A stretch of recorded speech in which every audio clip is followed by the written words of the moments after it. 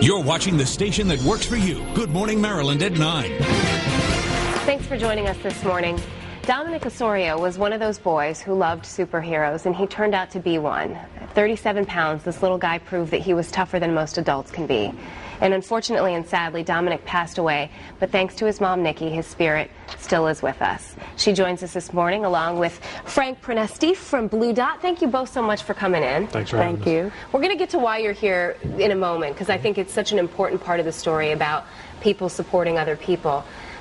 But first, I'm sorry for your loss, and I applaud you for all the grace that you have handled this with. It takes a lot to go through a tragedy and do something with a bigger picture in mind. If you don't mind, tell us about Dominic and his story and how the whole superhero element kind of carries on with him. Well, Dominic was your average, crazy little boy, and after his 5th birthday, he was diagnosed with a low-grade glioma.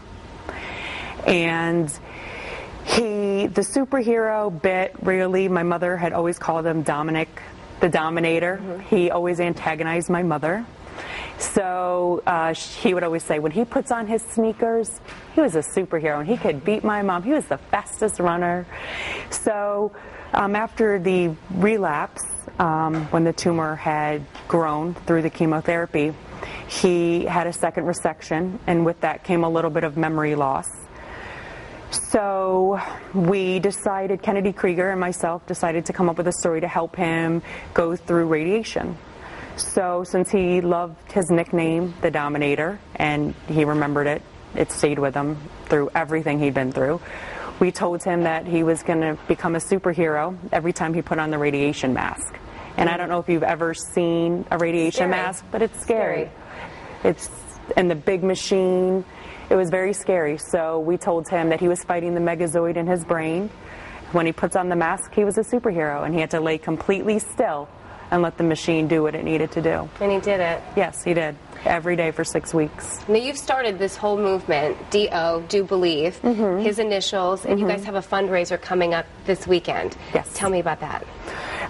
In conjunction with Blue Dot, who's been my employer for the last 10 years, we are doing a 5-10K run, Blue Dot, at our Forest Hill location, and it begins at 8 a.m., the 10K and the 5K at 8:30, and it goes on to the Mon Pa Trail and then comes back to Blue Dot, where we'll be handing out prizes and do a little raffle and raising money for pediatric cancer. And September is Pediatric Cancer Awareness Month.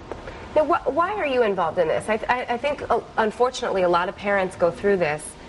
They don't really have the support of their company or their boss. But Nikki obviously brought you here for a reason. Well, we're fairly close, first of all. But Nikki's been with the Blue Dot family for 10 years, as she said. And very positive person all the time. And even through this whole ordeal, she was very positive. But when this all happened, it obviously struck all of our hearts, as you might imagine. And having kids and grandchildren of my own, I just as a group, we just couldn't let it go. So we supported her as much as we can, and thank goodness she's back to work because we need her. But this program is just something that's near and dear to our hearts. So that's why we do it. I think it's awesome what you're doing. I think it's amazing what you're doing. Give everybody the website so you can support Dominic as well. It's www.dobelieve.org. Okay, Do Believe, D.O. for Dominic's initials. And all the race information is up there on your screen. It's a great event to go support, and this is sort of what Baltimore is all about, is coming together. So at the very least, check out the website and sign up for next year. But, we'll be thinking of you this weekend. Thank you so much. Thanks for coming in. Thank you for having us.